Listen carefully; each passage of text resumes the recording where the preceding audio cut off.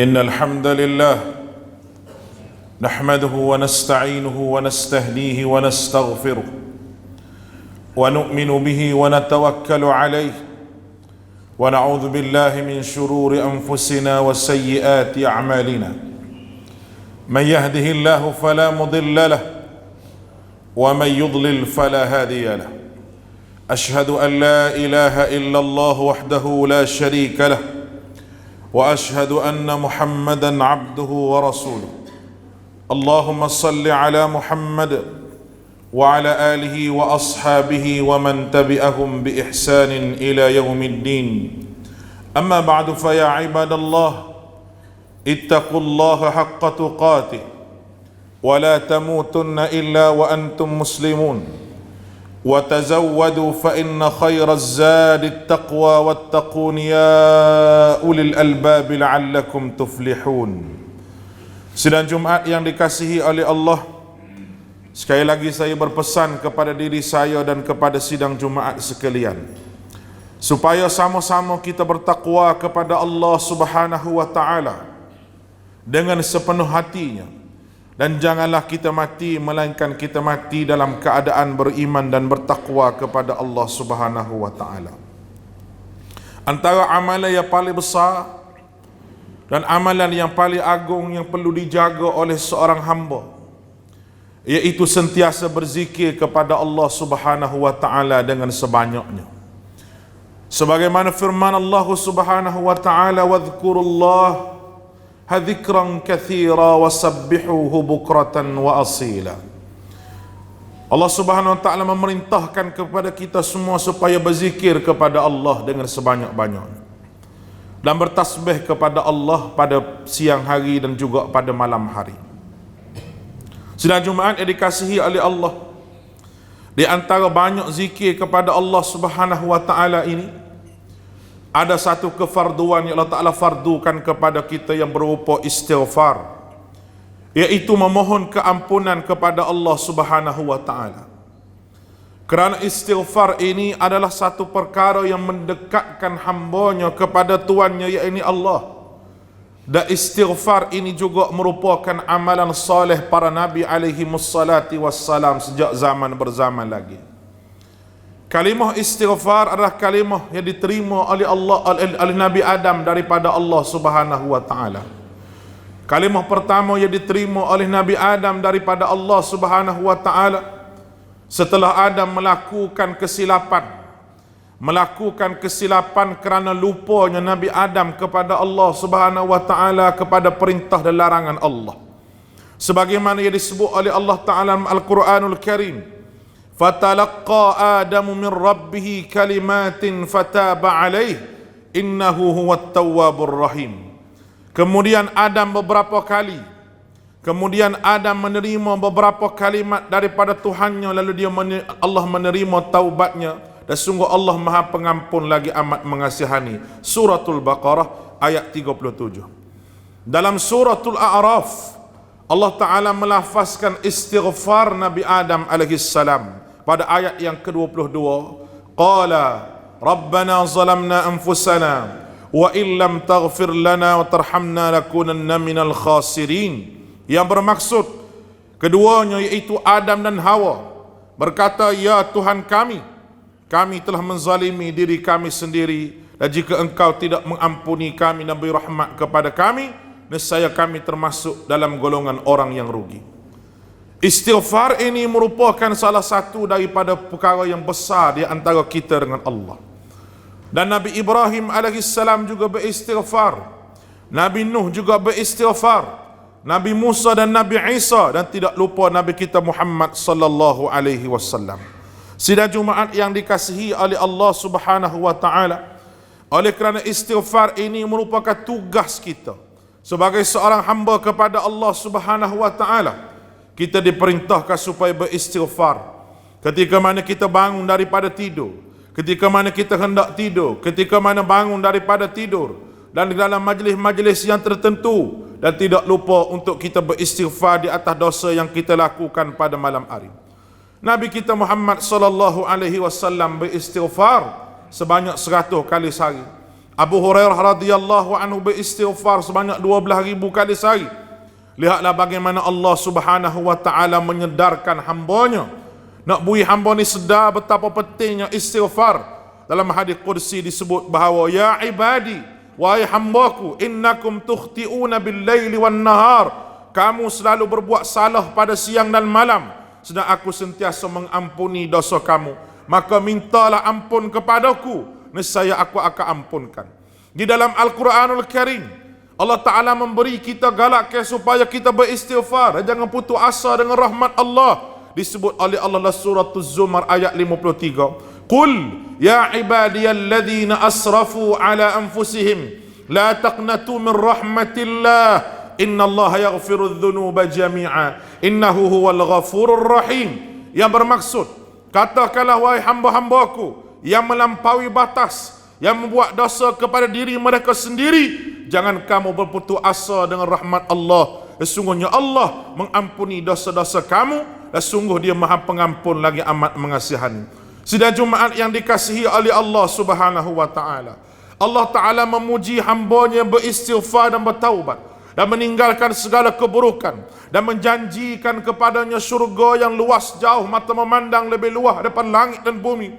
Sebagaimana firman Allah Subhanahu wa taala surah Ali Imran ayat 133. وَسَارِعُوا إِلَى مَغْفِرَةٍ مِّن رَّبِّكُمْ وَجَنَّةٍ عَرْضُهَا السَّمَاوَاتُ وَالْأَرْضُ أُعِدَّتْ لِلْمُتَّقِينَ. Dan bersegeralah kamu mencari keampunan daripada Tuhan kamu dan mendapatkan syurga yang seluasnya luas langit dan bumi, disediakan bagi orang-orang yang bertakwa. Pada dua ayat berikutnya Allah Subhanahu wa taala kembali menyebut sifat al-muttaqin, orang-orang yang bertakwa. Orang-orang yang bertakwa kepada Allah Subhanahu wa taala iaitu orang yang cepat sedar apabila melakukan kesilapan. Orang yang berasa diri dia silap, orang yang berasa diri dia salah dan sentiasa meminta keampunan daripada Allah Subhanahu wa taala. Sebagaimana Allah Taala sebut dalam surah Ali Imran ayat 135, "Walladzina idza fa'alu fahishatan aw zalamu anfusahum dzakarullah fastaghfaru lidzunubihim wa man yaghfiru dzunuba illa Allah walam yusirru ala ma fa'aluhu wa hum ya'lamun."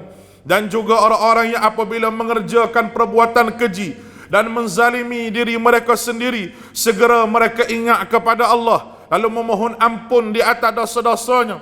Dan siapa lagi yang dapat mengampuni dosa-dosanya selain daripada Allah Subhanahu wa taala, dan mereka tidak meneruskan perbuatan dosa itu. Terutamanya apabila istighfar tersebut bilakah dilakukan, masa bila yang paling mustajab apabila seorang beristighfar kepada Allah, tidak lain dan tidak bukan Allah Ta'ala mengajar kita cara untuk beristighfar, lafaz ketika mana kita beristighfar, dan Allah Ta'ala mengajar kepada kita waktu yang terbaik untuk kita beristighfar. Dalam surah Az-Zariyat ayat yang ke-18 firman Allah Ta'ala, wabil asharihum yastaghfirun, dan pada waktu sahur kita beristighfar kepada Allah Subhanahu wa taala. Di sepertiga malam lagi mengikut hadis riwayat Bukhari, man yad'uni fa astajibalah, man yas'aluni fa a'tiyah, wa man yastaghfiruni faghfir lah. Yang bermaksud, siapa yang berdoa kepadaku sepertiga malam, aku akan kabulkannya. Siapa yang meminta kepadaku, aku akan beri dan tunaikan permintaannya. Dan siapa yang minta ampun kepada aku, nescaya aku akan ampuninya. Hadis riwayat Bukhari nombor 1321. Sidang Jumaat yang dikasihi oleh Allah Subhanahu wa taala, istighfar menjadi sebab kepadanya untuk Allah Taala tambah ilmu kepadanya. Istighfar membuka ruang kepada ilmu untuknya. Istighfar membuka ruang hidayah. Istighfar membuka pintu rezeki kepadanya. Sebagaimana Allah Subhanahu wa taala telah menyebut dalam Al-Quran, qul tastaghfiru rabbakum innahu kana ghaffara ya qaumi astaghfiru rabbakum summa tubu ilayhi yursilis samaa 'alaikum midrara wa yazidukum quwwatan ila quwwatikum wala tatawallaw mujrimin. Surah Hud ayat 52. Apa dia maksud dia? Dan Nabi Hud berkata, wahai kaum aku, mohonlah kepada Allah Tuhan kamu, bertaubatlah kepadanya, dia akan menurunkan hujan yang sangat cukup, sangat deras kepada kamu. Dia akan menambahkan kekuatan-kekuatanmu. Dan jagalah kamu berpaling, dan janganlah kamu berpaling menjadi orang-orang yang berdosa. Apa makna ayat ini? Istighfar sebenarnya menguatkan semangat kita ketika mana kita berada dalam keadaan lemah. Sidang Jumaat yang dikasihi oleh Allah Subhanahu wa taala. Oleh kerana istighfar itu menguatkan semangat kita ketika mana kita berada dalam masalah dan kita berada dalam keadaan lemah. Terutamanya pada hari ini, pada hari yang manusia lemah imannya, mudah tertipu dengan tipu daya dunia. Kita perlu beristighfar banyak-banyak kepada Allah Subhanahu wa taala. Beribu kali sehari kita duduk saja beristighfar.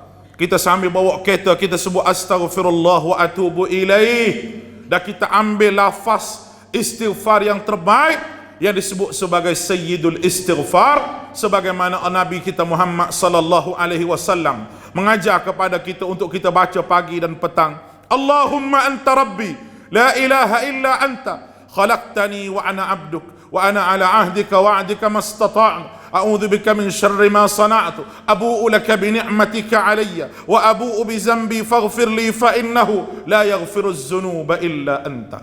Dalam sayyidul istighfar ini ada pengakuan, ada penyesalan dan ada pujian kepada Allah. 3 pakej lengkap duduklah istighfar. Begitu juga dengan perkataan la ilaha illa anta subhanaka inni kuntu minaz zalimin. La ilaha illa anta subhanaka inni kuntu minaz zalimin, yang menyebabkan Nabi Yunus alaihi salam dikeluarkan daripada masalah, dikeluar daripada perut ikan yang besar. Kenapa manusia tidak mahu beristighfar apabila dia ada masalah dengan Allah Ta'ala? Masalah yang datang kepada dia silih berganti, bertimpa-timpa. Tiba-tiba dia salah ke Allah Ta'ala, beri masalah kepada dia tanpa dia sedar bahawa masalah itu datang kepada diri dia sendiri, daripada diri dia sendiri dan kesilapan diri dia sendiri. Oleh kerana itulah Allah Ta'ala menambahkan lagi anaknya, keturunan yang baik kepadanya, dan Allah Ta'ala menambahkan lagi hartanya. Sebagaimana kata Nabi Nuh alaihi salam dalam surah Nuh ayat 10 ke 12, faqultu astaghfiru rabbakum innahu kana ghaffara yursilis samaa 'alaikum midrara wa yumdidkum bi amwalin wa banin wa yaj'al lakum jannatin wa yaj'al lakum anhara. Perkataan Nabi Nuh supaya minta kaum dia beristighfar kepada Allah Subhanahu wa taala. Allah Taala kata, aku turunkan hujan. Hujan ni hujan betul-betul cukup air, cukup keperluan, dan juga hujan juga berbentuk rahmat daripada Allah Subhanahu wa taala dan mencukupkan kehidupan dia. Allah Taala cukupkan kehidupan dengan memperbanyakkan anak-anak yang soleh. Allah Taala mengadakan kebun, iaitu mengadakan rezeki yang melimpah ruah kepadanya, hasil daripada beristighfar kepada Allah Subhanahu wa taala. Istighfar merupakan asbab rahmat Allah Taala turun. Kerana Allah Ta'ala sebut dalam surah An-Naml ayat 46, laula yastaghfiruna Allah la'allakum turhamun. Mengapa kamu tidak memohon ampun kepada Allah agar mendapat rahmat daripada Allah Subhanahu wa taala? Dan juga istighfar merupakan penghalang antara kita dengan Allah Subhanahu wa taala daripada kena azab. Firman Allah Ta'ala suratul Anfal ayat 33, wa ma kana Allahu liyu'adzibahum wa antum fihim wa ma kana Allahu mu'adzibahum wa hum yastaghfirun. Tetapi Allah tidak menghukum mereka selama engkau Muhammad berada di antara mereka, dan tidak pula Allah akan menghukum mereka sedang mereka masih memohon ampun kepada Allah Subhanahu wa taala. Nabi Muhammad telah meninggalkan kita, tetapi Allah Subhanahu wa taala tetap menjanji tidak akan menghukum mereka beristighfar kepada Allah Subhanahu wa taala. Tunggu apa lagi sidang Jumaat yang dikasihi oleh Allah untuk kita tidak beristighfar kepada Allah? Sibuk sangat kau masa kita, banyak sangat kau kerja kita hari-hari. Kita bercakap benda lain, cakap di kedai kopi, cakap dalam mesyuarat, cakap di tempat kata-kata, dalam meeting, dalam projek, dalam apa urusan dunia kita, berapa patah, ribu patah mungkin kita bercakap hari-hari. Tapi kita lupa untuk astaghfirullah. Kenapa setiap kali majlis kita diminta supaya tasbih kifarah? Subhanakallah bihamdika asyhadu an la ilaha illa anta astaghfiruka wa atubu ilaik. Karena kita minta istighfar kepada Allah Subhanahu wa taala, takut kita salah cakap apabila kita bercakap itu terlalu banyak. Kita lupa untuk minta ampun pada Allah, sedangkan Allah Taala membuka tangannya untuk mengampuni sesiapa sahaja. Tanpa kita sedar bahawa kita akan mati bertemu dengan Allah. Lagu mana kematian kita tanpa kita beristighfar kepada Allah. Aqulu qawli hadha wa astaghfirullahal azim li wa lakum fa ya fawzal mustaghfirin wa ya najatat taibin.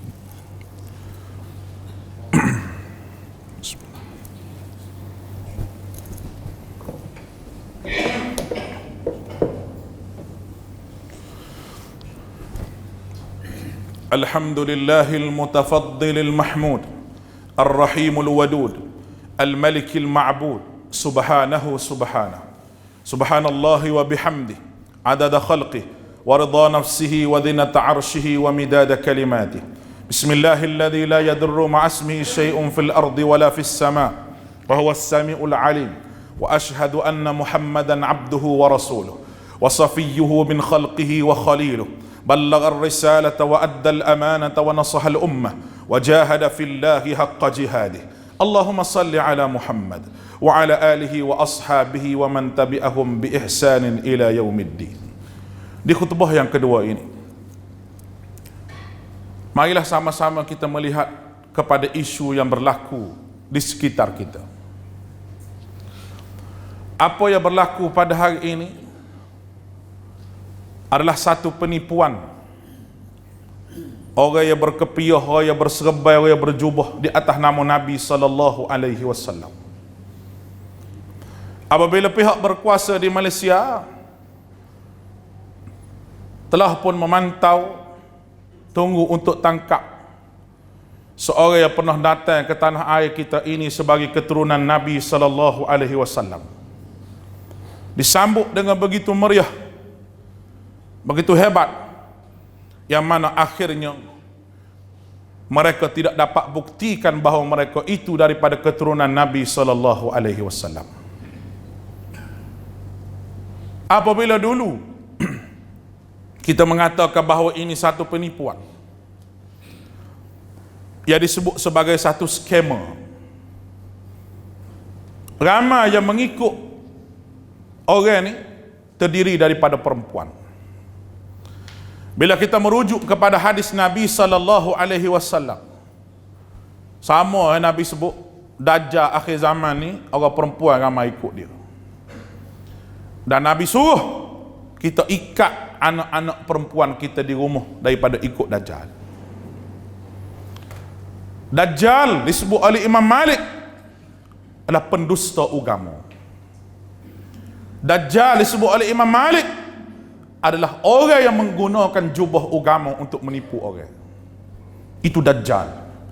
Sebab itu Imam Malik memberi komentar kepada hadis-hadis yang diriwayatkan daripada pemalsu hadis. Imam Malik atau orang yang baca hadis palsu dan meriwayatkan dia dalam keadaan dia tahu bahawa hadis itu palsu. Mereka ini Dajjal, kadzabun wa Dajjal. Mereka ini pembohong dan Dajjal.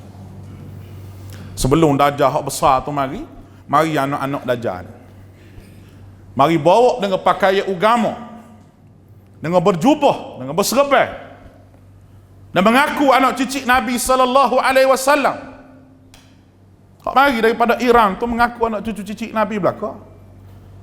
Tapi anak cucu cicit Nabi apa hak mari daripada Iran tu? Kalau mereka sendiri mencerca sahabat Nabi sallallahu alaihi wasallam, mencerca Abu Bakar, mencerca Umar yang ada kelebihan di sisi Allah Subhanahu wa taala berdasar kepada hadis. Paling dahsyat mereka tidak mempercayai Al-Quran. Hak mari di Malaysia ni buat satu perkampungan nak tunggu akhir zaman. Dan kita dapat maklumat mungkin nak tabak Imam Mahdi. Tak tahu Imam Mahdi ni siapa dia. Kalau kita perhati betul-betul, orang yang bercakap soal-soal ini kadang-kadang orang yang mempunyai latar belakang agama dan orang yang cerdik pandai. Walaupun dia cerdik, walaupun dia pandai, walaupun dia profesor, walaupun dia doktor, duduk dalam aliran ini, satu benda dia tak ada. dia tak ada hidayah daripada Allah Ta'ala. Dia tak ada hidayah daripada Allah. Sebab profesor, doktor, hak ngaji bidang agama, nama ustaz, nama ustazah, nama baba ko, nama habib ko, nama gapo ko, tok guru ko, kitab agama tu dah ada depan dia dah. Induk tu dah ada depan dia dah. Quran dah ada dah, hadis dah ada dah. Sebab apa? Sebab apa Tuhan tutup pintu hati dia? Sebab ni pernah berlaku pada ulama Yahudi terdahulu. Ishtarau bi ayatillahi thamanan qalila. Mereka jual agama dengan keuntungan dunia yang sedikit. Sebab siapa? Sebab siapalah tak lepas sanggup makan rasuah. Sebab siapalah tak lepas sanggup kilah piah bohlah poket kerana rasuah. Sebab itulah Allah Subhanahu wa Ta'ala tidak membuka pintu hati untuk mendapat hidayah daripada Allah. Rosaknya agama ini bukan kerana orang jahil yang merosakkan agama, tapi rosaknya agama ini kerana orang alim yang menipu di atas nama agama. Na'udzubillahi min zalik. Tidak kesiakah kita kepada Nabi kita Muhammad sallallahu alaihi wasallam? Pecah kaki Nabi hijrah daripada Mekah ke Madinah. Cabut gigi Nabi dalam perang Uhud. Ni tergantung rata besi yang mana apabila musuh tu buat pergi pedai ke Nabi, kena tu kat terpelating rata ni lekat di bibir Nabi. Rata duk gitu. Dalam ni patah gigi. Seorang sahabat mai kekoh, mai kikir rata tu sampai patah pula gigi dia. Kena bawa agama ini adik kakak. Kena bawa Islam ini, nak bawa syariat ini. Itu kerja Nabi. Jadi kita pada hari ini, kita sanggup tinggal Nabi kita Muhammad sallallahu alaihi wasallam. Tak sih pakai sunnah Nabi. Apabila kita sebut ni sunnah Nabi, ni sunnah Nabi, dia gelar kita macam-macam. Dia buh nama kepada kita macam-macam. Tapi apabila nampak kebenaran, hal ini baru tahu. Kebenaran akan tetap benar karena kebenaran itu mari daripada Allah. Allahumma arinal haqqa haqqan warzuqna ittiba'ah. Ya Allah, tunjuklah kepada kami benar itu benar supaya mudah untuk kami ikut, dan jangan kami wa arinal batila batila, dan tunjuk kepada kami benda batil itu batil supaya mudah untuk kami jauhi. Tidak lupa untuk kita berselawat kepada Nabi kita Muhammad sallallahu alaihi wasallam. Nabi kita sanggup buat gapo je untuk kita. Tak ada ke umat ini hak kasih dan sayang kepada Nabi sallallahu alaihi wasallam. Nabi rindu kepada umat ini. Nabi sayang kepada umat ini. Mengalir air mata Nabi untuk umat ini. Nabi sallallahu alaihi wasallam sentiasa memikirkan umat ini, tapi umat ini tak fikir jasa dan pengorbanan Nabi sallallahu alaihi wasallam. Walaupun sambut maulud tiap-tiap tahun, baca rawi tiap-tiap tahun, buat majlis tiap-tiap tahun, meraihkan Nabi sallallahu alaihi wasallam, tapi hati dan jiwa kosong daripada cinta kepada Rasulullah, sebab tak kena menunggu kepada Nabi. Tunggu dia gapo? Sunnah Nabi sallallahu alaihi wasallam. Allahumma salli ala Muhammad wa ala ali Muhammad kama sallaita ala Ibrahim wa ala ali Ibrahim wa barik ala Muhammad كما باركت على إبراهيم وعلى آل إبراهيم في العالمين إنك حميد مجيد. اللهم اغفر للمسلمين والمسلمات والمؤمنين والمؤمنات الأحياء منهم الأموات إنك سميع قريب مجيب الدعوات وقاضي الحاجات. اللهم أعز الإسلام وانصر المسلمين في فلسطين وخصوصا في غزة. اللهم أعز أهل غزة. اللهم أعز أهل غزة. اللهم أعز أهل غزة واحقن دماءهم واجبر كسرهم وانصرهم على عدوك وعدوهم. اللهم عليك باليهود المعتدين، الأمريكان المتجبرين، اللهم لعنتهم لعنا كبيرا. اللهم اقتلهم بددا ولا تغادرهم منهم أحدا. اللهم بدد شملهم وفرق جمعهم وشتت كلمتهم وزلزل أقدامهم وسلط عليهم كلبا من كلابك يا قهار يا جبار يا منتقم يا ذا الجلال والإكرام. اللهم يا منزل الكتاب ومجري السحاب ويا هازم الأحزاب اهزمهم وانصرنا عليهم. اللهم أعد المسجد الأقصى المبارك إلى بلاد المسلمين وارزقنا صلاة قبل الممات. اللهم اغفر لجميع موتى المسلمين في غزة الذين شهدونك بالوحدانية ولنبيك بالرسالة وماتوا على ذلك. اللهم اغفر لهم وارحمهم وعافهم واعف عنهم وأكرم نزلهم ووسع مدخلهم واكتب لهم من الشهداء المقبولين يا رب العالمين. اللهم أرنا الحق حقا وارزقنا اتباعه وأرنا الباطل باطلا وارزقنا اجتنابه. اللهم اغفر لنا ذنوبنا واستر عيوبنا ولا تشمت بنا أعداءنا ولا تسوء بنا أصدقاؤنا. اللهم ربنا تقبل منا إنك أنت السميع العليم وتب علينا إنك أنت التواب الرحيم. اللهم وحد صفوف المسلمين اللهم ألف قلوب المسلمين. اللهم ألف بين قلوب المسلمين كما ألفت بين المهاجرين والأنصار كما ألفت بين المشرق والمغرب. اللهم أرنا فيهم يوما أسودا. اللهم اشف مرضانا وجرحانا وارحم موتانا برحمتك يا أرحم الراحمين. اللهم سلمنا لرمضان وسلمه لنا وتسلمه منا متقبلا. ربنا آتنا في الدنيا حسنة وفي الآخرة حسنة وقنا عذاب النار. عباد الله إن الله يأمركم بالعدل والإحسان وإيتاء ذي القربى وينهى عن الفحشاء والمنكر والبغي يعظكم لعلكم تذكرون. واذكروا الله على آلائه واشكروا على نعمائه ولذكر الله أكبر والله يعلم ما تصنعون.